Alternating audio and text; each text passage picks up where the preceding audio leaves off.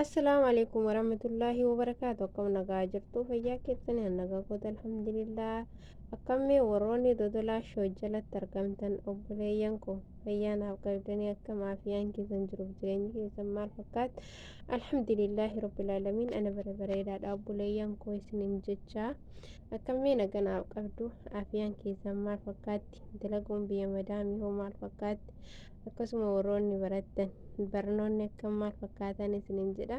Alhamdulillahi rabbil aalamiin. Wallaahi na bira bareedduudha isiniin jedha. Obboleeyyan koo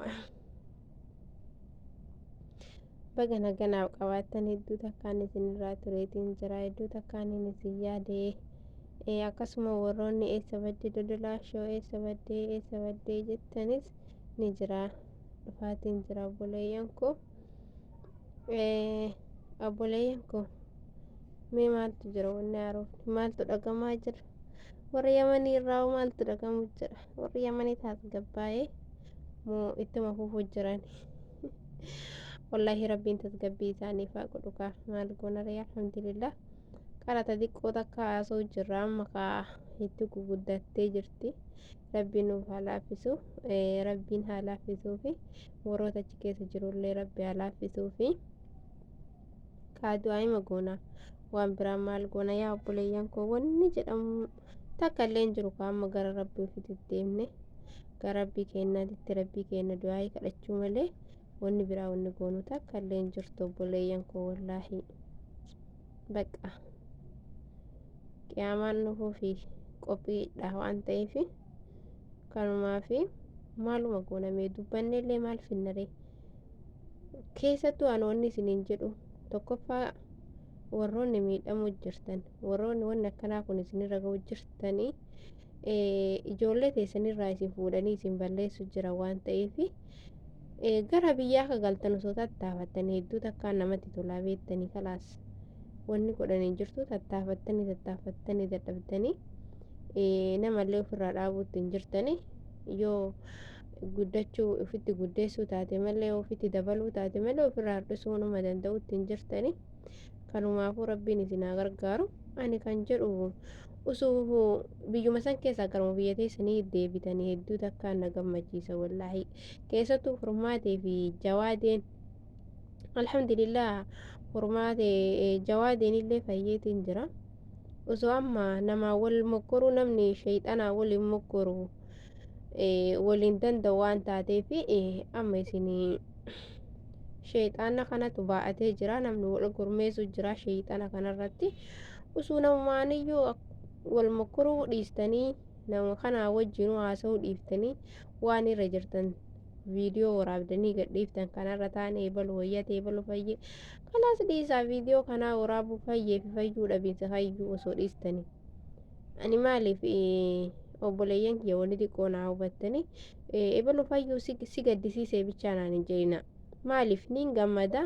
laakiin namni viidiyoo isaan hojjetan jala deemanii isaanis dubbachuu jiran kanaafiyyuu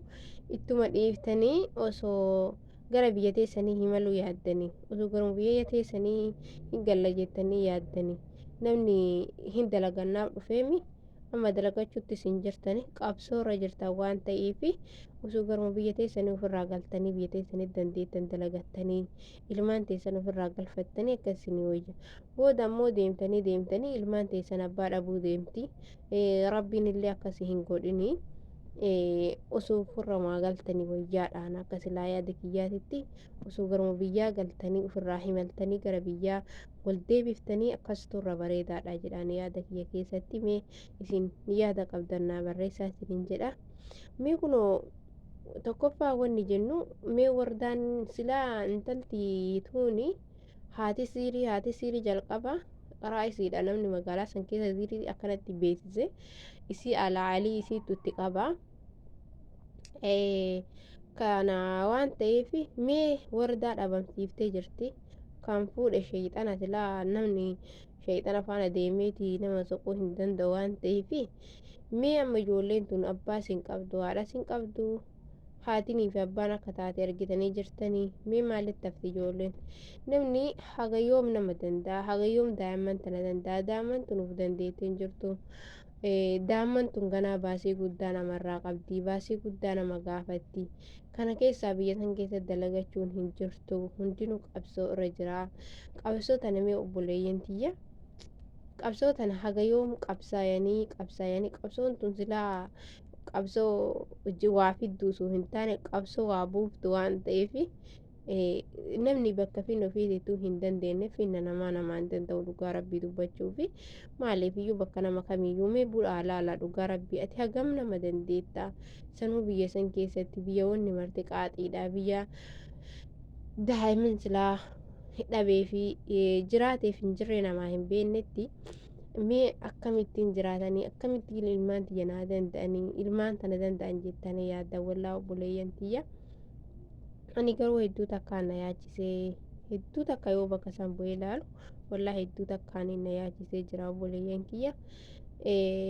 Mee rabbiin nuuf haa laaffisu rabbiin ilmaan achi keessa jiru sanillee rabbiin haa laaffise osoo kiyyaa namaanummaanuu wanna jechuu dhiistanii osoo garuma biyya teessanii himaltanii garuma biyya teessanii galtanii akkas turra furmaataadha jedhee yaada. Mee garuu wallaahi yaanni namaa tokko miti yaanni namaa garagaraa waan ta'eef mee isinis waan jettan isintu beeka obboleeyyan koo isiniin jedha. Mee isinis yaada qabdan jalannaa barreessaa isiniin jedha. Wallaahi namni hagamuu nama hin danda'u. Tokkoffaa caalaa jettaa caalaadhaa furmaateedhaa jawaateedhaa balloodhaa fatiyaadhaa bahaarii. Warroonni kunniin warroonni seeraan qabsoon irratti deemamu jiru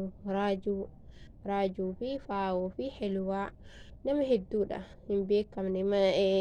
akkasitti maqaa dha'ee eenyuun fixa yoo jedhe malee magaalaa hundaa obboleeyyan koo magaalaa hundaa wanni akkanaa honka keessa deemaa jiru jechuudha. Nama hundaayyuu namoonni dura jallisanii gizee jalqabaa osoo gizee wanni kun hin jabaatiin ol ka'anii ofirraa dubbii tana ofirraa gadhaabanii wanni kun akka magaalaa tana keessa hin bal'anne osoo godhanii hagana hin bal'attu jechuudha. Kanaafiyyuu ama bal'attee jirti danda'anillee akkasitti ofirraallee dhorkutti hin jiranii itti dhiisanii wal mari'atanii osoo galanii garuma biyyaa irra wayyaadha. Yookiin itti dhiiftanii osuma gara biyyi takka maqaan isii maali achuma irraa xiqqashoo takka ofirraa deebitanii osoo ofirraa galtanii dhugaa rabbi biyyuma san keessa iyyuu dhiisaati osoo ofirraa galtanii irra bareedaadha isiniin jedha obboleeyyan koo akkasii naaf jajjabaadha fayyaa naaf qabaadha umurii naaf dheeradha obboleeyyan koo isiniin jedha. Assalaamu alaikum warahmatullaahi wabarakaatu.